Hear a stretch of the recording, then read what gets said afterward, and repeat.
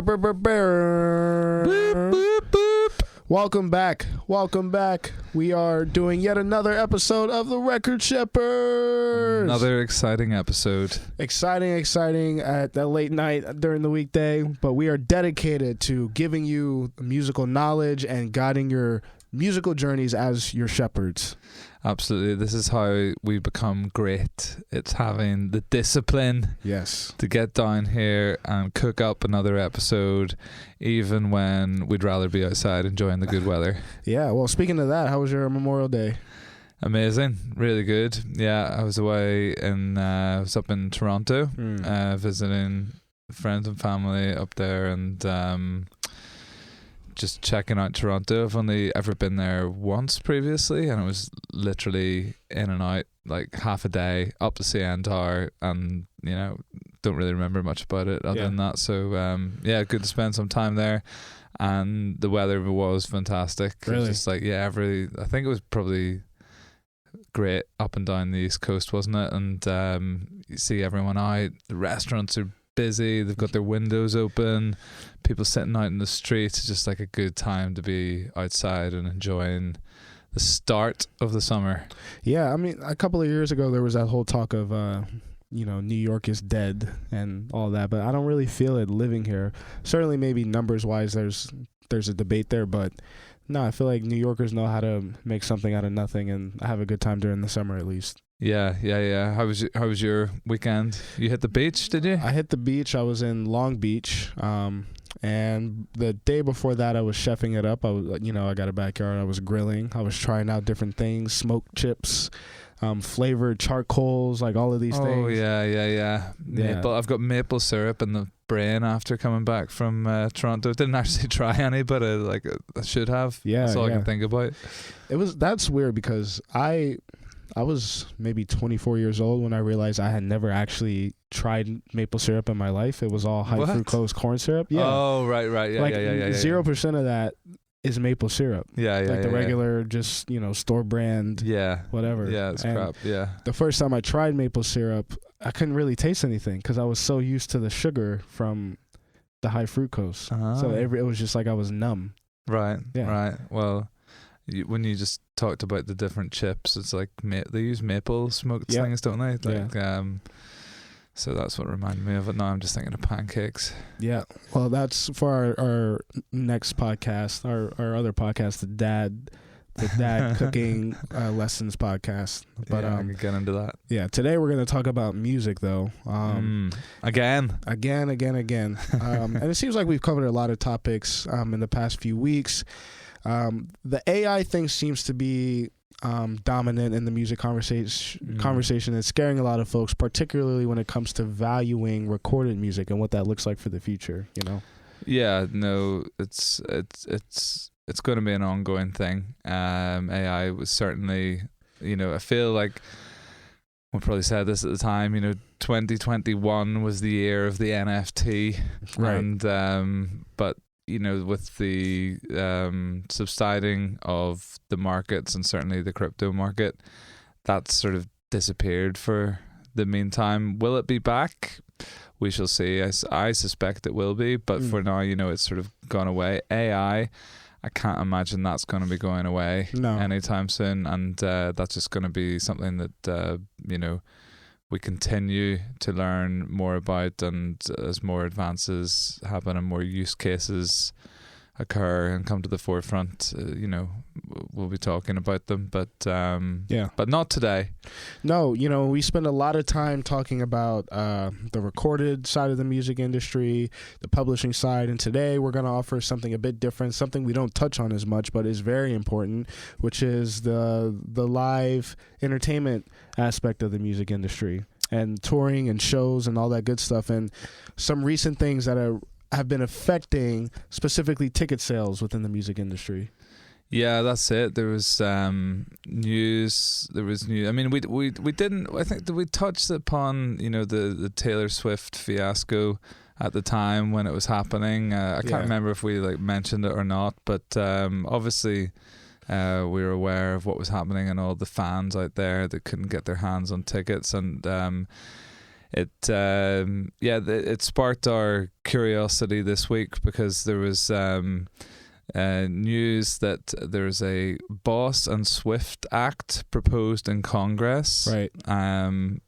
And that is like to regulate live events, the live events ticket market. It primarily, when we're talking about these like ticket crises that happen and just like all the bad experiences that people have had as fans trying to get hold of tickets, it's typically for where there's a high demand for the particular event. It's always usually in music and sports. Yeah, and this is relevant today because I don't know about you, but I have tons of friends who are either going today to a Taylor Swift show or a Beyonce show. Mm-hmm. And we're, just to put it in context, we're arguably in the midst of two of potentially the highest grossing tours of all time. Yeah. And it's interesting, right? Because we talk about the devaluation of recorded music, but then catalog is seeing a spike, or publishing is seeing a spike. Well, we're also seeing a big spike when it comes to touring as well, and the money that's generated from that coming out of COVID, which is interesting. Yeah, of course. Well, one of the things that people were deprived of, obviously, was any sort of attendance of live events and concerts and artists, and were sat at home, and that was a significant revenue stream cut off for them immediately. Right. And I think it's no surprise, and people should not be should know at least by now that touring is one of the main revenue streams for artists. How a lot of artists survive, like in terms of like record sales are not what they used to be, and sure, streaming has made the record industry, the recorded music industry, profitable again, but for a lot of acts, they cannot survive on their ticketing or on their streaming numbers and their streaming revenues, certainly. And the albums are essentially a means to an end, being an excuse to get on the road and go and sell tickets, put bums on seats, and that in turn leads to sales, like what they call like offstage sales, i.e. selling the albums at the shows themselves. But it's back, touring's back, and I guess there's increased demand for it. So, a lot of these acts have not been on the road, since the pandemic, and these bigger tours now that we're seeing just set to gross huge. Like, we're talking, I think, billions of dollars now. Yeah, I think for the Taylor Swift Eras tour, it was projected, as it's gone ongoing, but it was projected to gross up to $1.5 billion for its touring season, and Beyonce's Renaissance tour is projected to gross up to $2 billion for the touring season.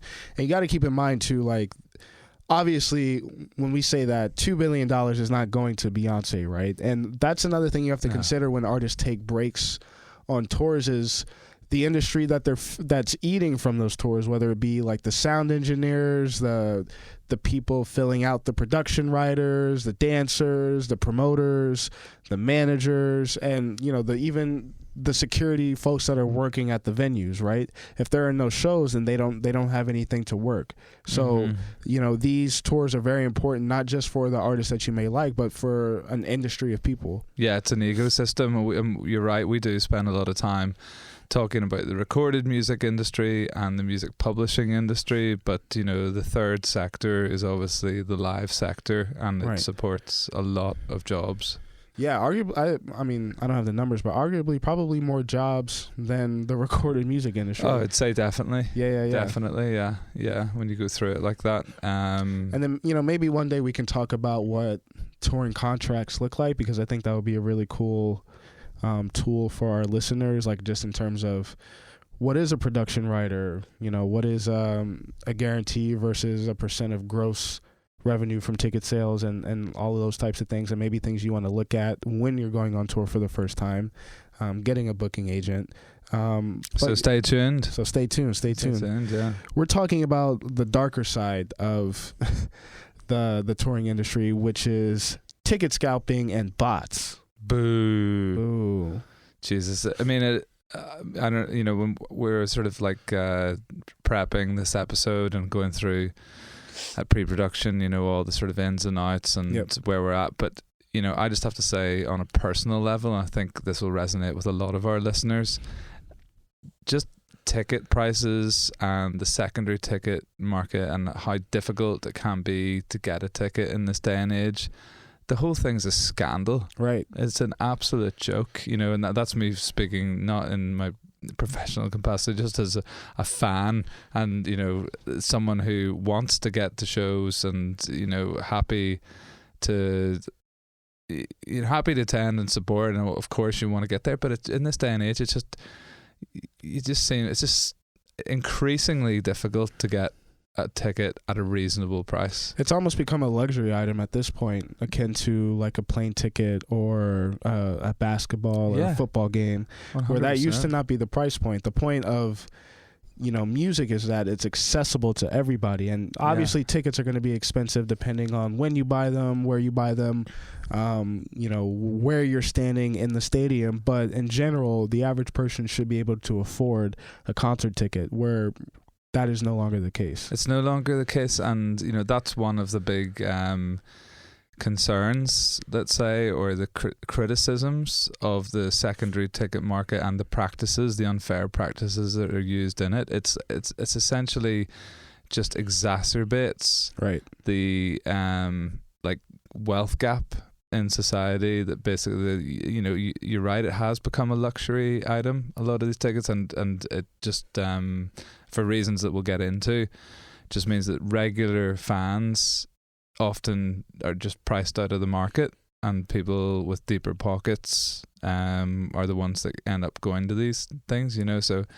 But I mean, here's just, before we get into it, just anecdotally, like I was looking into buying a few tickets for a band I want to see in the summer in New York, and the prices currently, it's all sold out, and the prices on the secondary market are such that I'm now looking at pricing up flights to another city plus a hotel stay, and the cost of the ticket as a way of seeing them, rather than spending the exorbitant prices that are currently on the secondary ticket sites. There's a lot of my friends currently trying to get tickets for this Renaissance tour who are doing the exact same thing, because tickets in New York, I think she's playing at MetLife, it's just crazy expensive. It's like they'd rather fly to Montana or these remote places to see Beyonce, because the cost of the plane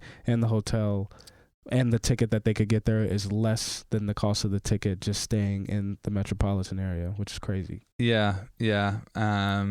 But look, maybe now is a good time to sort of get into the part of the problem and what the issue is, and what this suggested Boss and Swift Act seeks to redress. We could do that, and at the end of the day, I don't think we have to convince anyone that bots and scalping is a bad thing, but maybe before the Boss Swift, we can actually talk about what ticket scalping is, right? Where it came from, because there's no bots without the scalping part. No, right? No, 100%. So like ticket scalping is essentially just the practice of buying up tickets and reselling them. At the very crux of it, it's just essentially reselling tickets on the secondary market, right? But I think another thing to say, when I was doing a bit of research to this, it's not a new practice. Obviously some of the practices within it are relatively new with the advent of technology, right? But I read something on that, it goes back to the 1800s. The first sort of there was Charles Dickens was doing a tour of the US, and there was reported cases of ticket scalping going on there. Just hustling since the 1800s. Yeah, exactly. Yeah, the method at which scalping occurs is no longer just the person standing outside of the stadium trying to sell you tickets, cheap or whatever while you're in line waiting to buy tickets. It's now these complex systems of program bots who buy tickets at bulk from websites that have security measures but are not equipped to handle the ever-changing technology of bots online. Exactly. To be able to combat that. And that's the sort of issue here. So instead of an individual buying, upwards of 20 or 50 tickets, you now have bots buying hundreds, if not thousands of tickets and then reselling them on the secondary market, which then drives up the cost for the average consumer. And not only that, but none of that money on the secondary market is actually going towards the live music industry that we're talking about. Yeah. It's not going towards the sound engineer or the promoter or the artist or the managers or any of those people. It's going strictly towards the person selling that ticket. Exactly, yeah. And, obviously it goes without saying that these bots are able to buy up tickets at, at a crazy speed, and a rate. So it's just natural that they end up with a significant percentage of these tickets, and that deprives all the actual fans who are diligently waiting online in advance and trying to get in. And you must have been there yourself, trying to get tickets for something, refreshing. In the UK, one of the big moments of the year is when Glastonbury tickets go on sale. And they have it set up. They do have security measures in place to try to combat some of the ticket fraud that goes. I'd say ticket fraud, but the ticket malpractice, I think, is probably a better way to say. That goes on in place. So that basically leads to everyone up, the morning that it go on sale, desperately trying to get tickets. It's always it's like Christmas Day. Basically, to trying to the excitement, to see if you get tickets, who did and who didn't. Well, we found an interesting statistic that said that 40% of tickets sold online are often purchased by bots. Yeah, that was which is crazy to think about. Yeah, and I'd say that's taking the average. Right. On average, 40% of all tickets sold online have been purchased by a bot, and then are either later resold, or I've heard of people who've set up bots just to buy the tickets because they want them and they just want to make sure of it. But wow, yeah, it's crazy. But and then as I say, that's the average. But I'd say for some of the bigger events, it can be even more. And the Taylor Swift ticket pre-sale that went on. That was that last year. That was it was towards the end of 22 because it was the pre-sale for this upcoming tour. Ticketmaster reported 14 million users tried to buy a ticket for that pre-sale, and according to their own information, they believe only 1.5 million were actually legitimate. Yeah, so to Ticketmaster's credit, it's tried to set up a number of barriers to prevent bots. And one of those barriers is the verified user tool that a lot of ticket sellers have now, where in some way you verify that you are a real person. You can then wait in a pre-sale line to buy a ticket. Typically it might be 20 to 30 minutes, and then you buy your ticket. They did not account for the fact, and you get a link if you've ever done this before. So you get a link, you click on that private link, and it takes you to the queue. They didn't account for that number, 1.5 million legitimate users, being multiplied by times 10 almost, with with what was it, 14 million actual fake users. 14 million users, and of those 14 million, only 1.5 were legitimate. So that effectively means 90% of the users trying to buy tickets at the Taylor Swift pre-sale were illegitimate bots, essentially. And that led to 90%. It's crazy. And that led to Ticketmaster canceling the general sale of the tickets. So the only way you could actually buy the tickets at one point was through the pre-sale, which caused a lot of confusion, a lot of glitches, a lot of crashes, and ultimately, the fans of Taylor Swift were upset.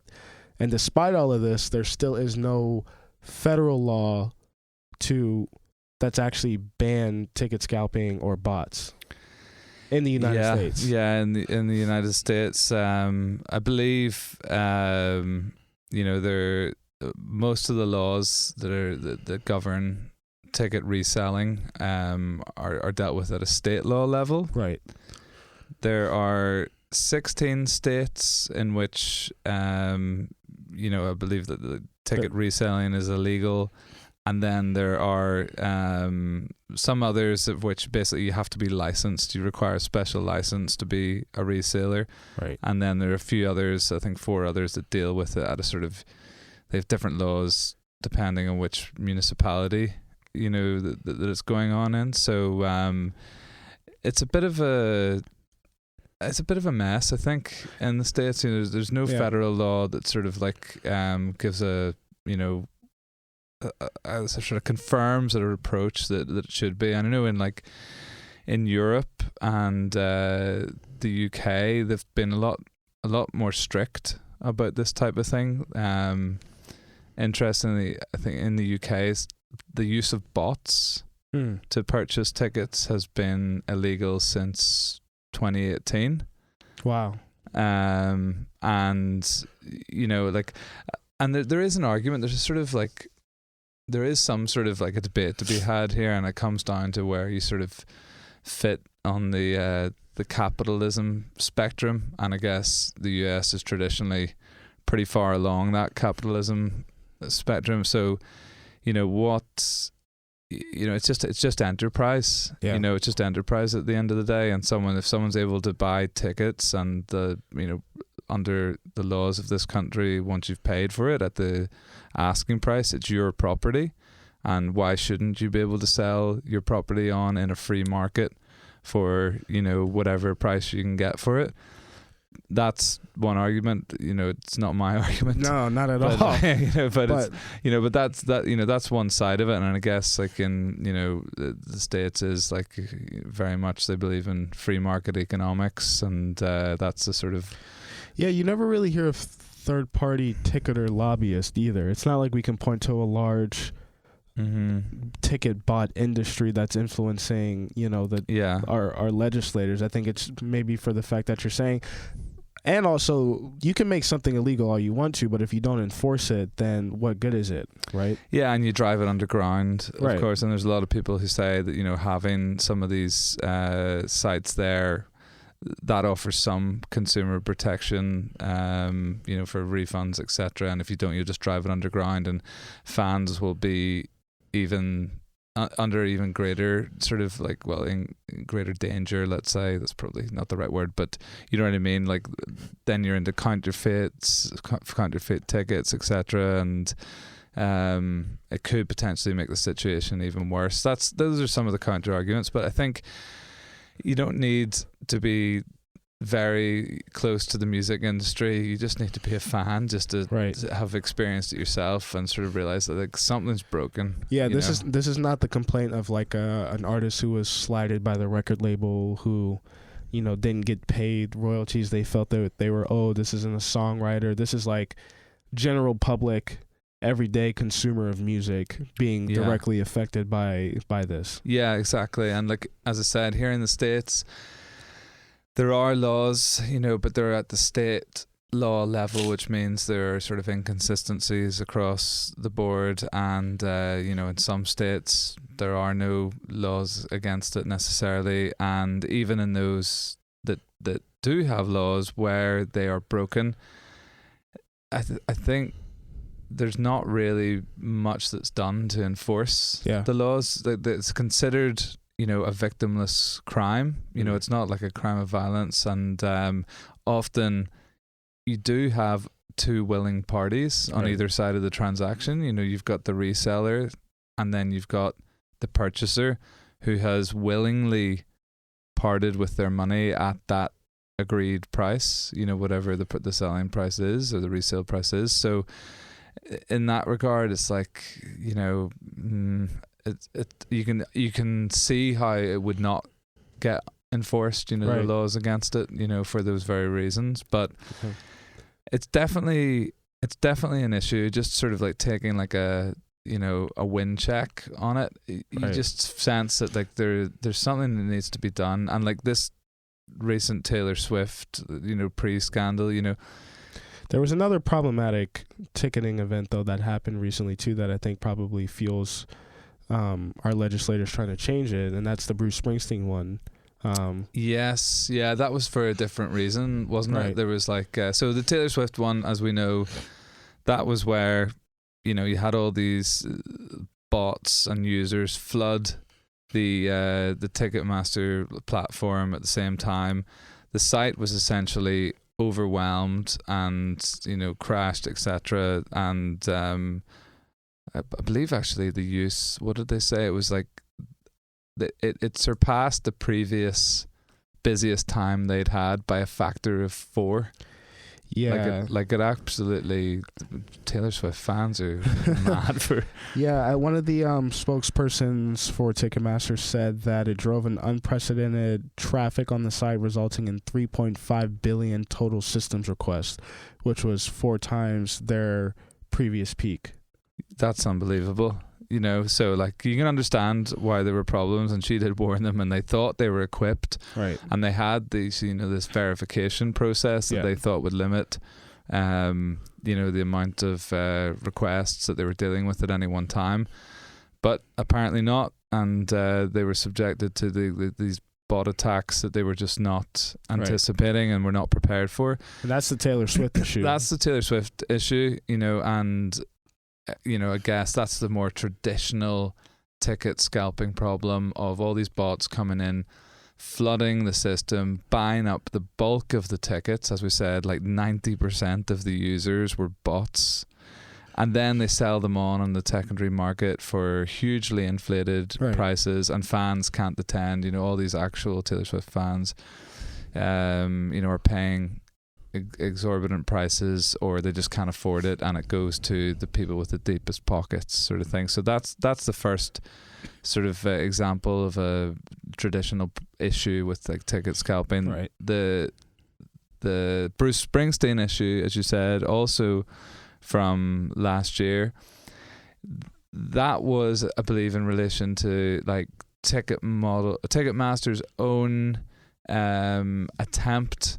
I think it's fair to say it'd be their attempt at trying to get a handle on the secondary market and bringing it back in to the music industry, the benefits. So the starting point here is, as you alluded to earlier when you were speaking, that often these huge prices that we see in the secondary ticket market. Yep. Nobody within the actual music industry, or certainly like close to the music, is benefiting. Like the artist isn't benefiting, the the actual promoter isn't benefiting. Like all this sort of like the delta, the uplift that we're seeing, is just going straight into the hands of essentially people who are setting up bot farms and then setting up like a nice looking whitelisted websites that looks official, that that people think, oh yeah, it's another promoter or what have you. So Ticketmaster decided to try to bring it back into the music industry and put their arms around it a little bit by coming up with this dynamic pricing model, which a lot of venues do anyway, but I think they were trying to mirror it to the actual face value and like what the market was determining the cost of those tickets were, depending on where you were sitting. Yeah. So I think like it's like what in real time as these tickets are selling, or the model's able to sense the demand for it, and then in real time the price of these seats adjusts. Right. And obviously the more demand there is for them at the time, that the higher the prices are driven. And I guess the theory behind this was, well, that will defeat bots, because if the bots are coming in and trying to buy 1,000 seats at a time, or 1,000 seats, it'll be one after the other, let's say, and the prices will quickly escalate to the point where the bots aren't going to want to buy, whatever it might be, like $4,000 or $5,000 ticket. Yeah, because that's what the prices were driven to, on this Bruce Springsteen like tour release, there were some seats that were going for several $1,000s, I think up to $5,000 for some of the seats. Now, you know, if you're just average Joe in the street, you're going to think that's absolutely preposterous. You know, how's that a solution? And, you know, in fairness, Bruce Springsteen responded to some of this criticism, and he said, look, the majority of our, you know, first of all, we did some, you know, market research. We have, as a band, you know, traditionally sold, we've been under market price, you know, like they've been under, like gone in under the average, and felt that he'd enjoyed many years of, like, you know, having that reputation of the tickets not being sort of top end prices. But they're getting older. You know, he was 73 there last year, and he was saying, look, we just want to sort of, you know, redress the balance a little bit and see, you know, if we can benefit. Everyone else is, you know, like cashing in essentially, and they wanted to participate in some way in that. And yeah, they said that, look, most of our tickets were being sold in the mid 200s, right? Which for an artist who's like widely considered as like one of the best of his generation, for, you know, a sort of tour where they're not going to be on the road forever, who knows like when it's going to be their final tour. Right. It's not absolutely crazy. And his other point is like, listen, even if we'd sold our tickets in the normal way, there were always going to be tickets exchanging hands on the secondary market for these, you know, really high end, you know, silly prices. And if that's going to be happening anyway, why not have us, the band, and our promoter, you know, benefit from those higher end sales, as opposed to the usual mechanism when it's just, you know, essentially, you know, these ticket scalpers who are benefiting from these high prices. Yeah, and I'm sure there's some marketing considerations with the dynamic pricing as well. Like the average Bruce Springsteen fan is probably not 19 years old. You know, might have a little bit more money saved in the bank for discretionary purchases. You know, probably a little bit older fan base who probably likes buying physical product and merch and is willing to spend a bit more money on dynamic tickets. Yeah. You know? Yeah. So, you know, all of that feeds into it, and that is, you know, Ticketmaster's dynamic pricing model. But the point was that it did garner a lot of attention. Made people mad. Yeah, right. And people like thought like, this is crazy. Like, kind of to my point, like if you want to, or your point even, like tickets all of a sudden are this like luxury item. It's like almost like the cost of a, you know, a flight or a holiday to a holiday destination that you want to go to, you know. So it's just, I think it's just another sort of it's a testament to the fact that there is an issue here with, like, you know, the live market and the prices, and just the fact that ordinary fans just feel somewhat aggrieved by the way things are going. Because whether you look at the dynamic ticketing solution or the bot issue, the fans are the ones still left paying more. And that brings us to the Boston Swift Act. The Boston Swift Act, yeah. So this was in the headlines this week or earlier this week, and it's essentially Congressman Bill Pascrell Jr. and Frank Pallone, I'm going to say. They've introduced this like co-sponsored bill to be put in front of Congress to regulate what they describe as a badly corrupted live events ticket market. Right. And to clarify, we should preface it by saying this is something that Congress is trying to do to help this issue, but it is not first and foremost trying to prevent ticket scalping. No, because ultimately ticket scalping that's just another word for saying ticket reselling. Right.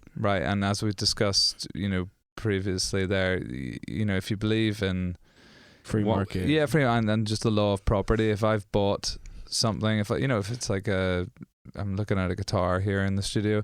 If I buy a guitar and I've paid the price for it and there's been a sale, I know I own that guitar, it's my property, and why shouldn't I sell it on for whatever price I see fit? I can sell it for lower if I wanted, Right. or if I can sell it for higher. In a free market, whatever price I can get is probably the price I'm going to take. So it's not, this legislation is not seeking to ban ticket resale.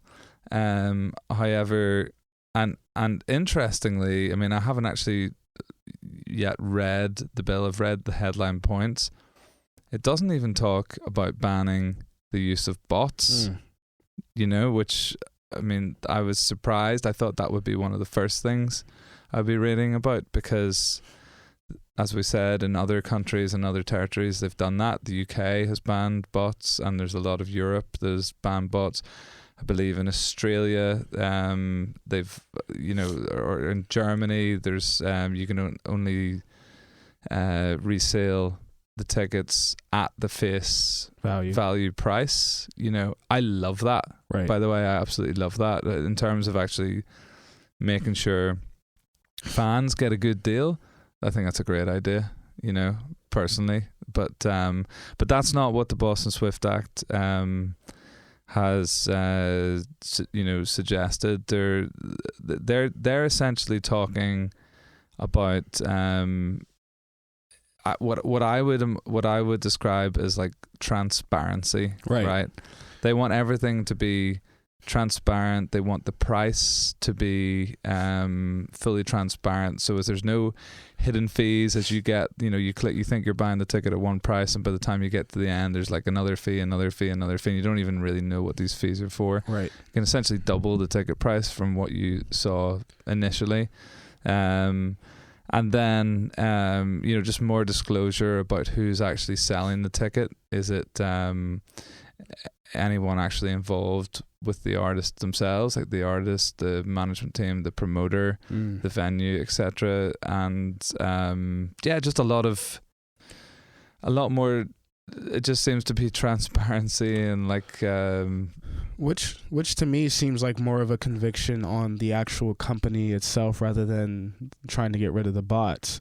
And I think that's something that those particular congressmen had spoken out against. Was I think one of them even spoke out against the merger of Ticketmaster and Live Nation, you know, a few years ago, which is pretty crazy when you think about it, because, you know, Live Nation is dealing with live entertainment, but they're a venue owner, they're a concert promoter, and now they own the largest ticketing platform in the world. So you have one company doing all three and more of those things, and some would say it's a monopoly when it comes to a specific type of touring in the music industry. Yeah, a lot of people were very nervous about that merger and advised against it, and would say that's a great example of, you know, mergers not having a positive effect on things, you know. So look, this Boston Swift Act, a lot of what it's seeking to do is, you know, first and foremost, we're talking about federal legislation in the US, so it's, you know, it's just bringing everything into line. First of its kind. Yeah, like having sort of a uniform code to protect fans throughout the United States. So that in my mind is a positive. We talked about, you know, the transparency of prices, etc., and, you know, no hidden fees, and then there's also, you know, protections and for refunds and you know, like, again, if you drive ticket scalping too far underground, that's when it gets dangerous for consumers, and you run into like problems with refund and people buying fake tickets and counterfeit tickets and not being able to, you know, just basically getting scammed. So at least if it's all still like kept above board like that, you know, it can be a more of a regulated industry. Right. And that's another point in the market. They talked about preserving ticket transferability. So there is no actual restriction on consumers reselling their tickets, or you know, but whether they build in some sort of price ceiling on that, like that they've done in Australia. I believe that it's illegal, or you can only resell your tickets for face value plus a maximum of 10%. I love that, to be honest. All these things are like, back to what the case in Germany where you can't sell them above face value. Right. I mean, I know that's not very American. That sort of flies in the face of the free market economics of just see it's your property. You should be entitled to get what you want for it if you've paid for it fairly. But I think that misses the point that like the issue here is the bots, right? And these people are like the fan is prejudiced. It's not an honest market. Prejudiced. Yeah, it's not. It's not. If it were, then I totally understand that, but. We're trying to I feel they should be trying to discourage this sort of predatory secondary ticket practice of like just buying up, hundreds if not thousands of tickets using bots. I just go back to that Taylor Swift example in the pre-sale. 90% of the 14 million users were estimated not to be legitimate users, essentially bots. 90%. Right. Situation's fucked. That's the gist of the episode. The situation's fucked. But yeah, I mean, it's good that we have legislators out there who are trying to make a difference. How fast this will come into act, I question. But it's funny because I think this mirrors a lot of what they're trying to do in terms of regulating the airline industries as well.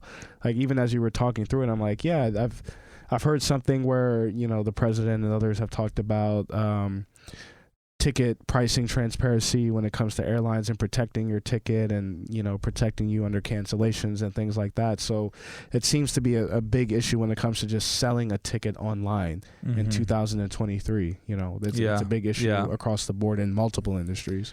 Absolutely. And we said that it's not just there's a secondary ticket market for lots and lots of things. In fact, yes, I also heard about something of that nature, that there was during COVID, there were scalpers purchasing airline tickets with some of the airlines were still running, and offering tickets in the secondary market to Chinese students who wanted to be repatriated with their families, and the ticket prices were going for $12,500 for a one-way ticket. Wow. Like a lot of people, that's just unmanageable, but in dire circumstances like that, they will pay them. And the thing about the music industry, obviously it's not dire circumstances when you're trying to get hold of a Swiftie ticket, but to some it might be. I don't know. But here is the thing: the music industry, especially when you're talking about artists like Beyonce and Taylor Swift, they're emotional purchases. A lot of the times, you see these fans at the the front rows of these concerts, right. Like they're screaming, they're in tears. It's a fully. I remember a friend of mine went to see the Spice Girls and called it a life-changing experience. And that's what It's no coincidence that that's usually where the bulk of these problems arise. When people are so emotionally invested, and they will spend their hard-earned money, and I think, and people need to be protected from themselves at times. Yeah, I mean that's the same with like the liquor industry, the tobacco industry, the gambling industry. Not saying that buying a ticket is the same thing, but like you said, it is an emotional purchase, and sometimes the consumer needs to be protected. Yeah, 100%. So. I would love to see some like actual federal legislation come in to sort of like take charge and better regulate the situation. And I have my own views as a music fan as to what that might look like, and I'm probably leaning closer towards some of the European models, legislation, but I don't know if that gets past Congress here in the US, and maybe like for a philosophical perspective, that it's right that they do things a little bit differently here, but But yeah, it's an interesting one. It's an interesting one to watch, and we'll keep an eye on it. The Boss and Swift Act. The Boss and the Swift Act. Yeah, exactly. They always give them little names like that. Yeah, that's here. a terrible name, I gotta say. I think we should try to think of if you've got a better name for what we're talking about here, the Boss and Swift Act, then put it in the comments and we'll read the winner out. Great transition. Put it in the comments. Email us at therecordshepherds@gmail.com at 10:30 p.m. on a weeknight. You can follow us. You can just give some insight too, because a lot of our listeners are probably concert goers, so let us know what you think about the topic. Some may feel, hey, if you can't afford it, don't go to the show. And that's on you. Others feel, hey, that's not right. It's not a fair market, and we should be regulating these ticket prices and follow the European model. So yeah, lots of different perspectives out there. Yeah, and once we get the Record Shepherds live clinics up and running and take that on the road, we'll make a promise to keep our ticket prices fair. Right. Fair and just for all. 100%. But yeah, thank you guys for tuning in to another episode of the Record Shepherds. Like, follow, and subscribe to the podcast, and listen to us at all the places that podcasts are streamed. And yeah, just interact with us. Email us if you have any questions. And if you are in New York and want to come sit on the couch at the Record Shepherds, hit us up as well. Absolutely, yeah. We'll entertain any conversation of interest in the music industry. And remember to subscribe and hit the like button and do all those things that help us along and help our channel grow. So if you're enjoying the content and want to hear more, we'd appreciate that. Definitely. So I think that's all for this week, and it just leaves it for me to say, until the next exciting episode, continue to follow the guidance of the Record Shepherds. Don't be the sheep, be the goat. Woo! Bah.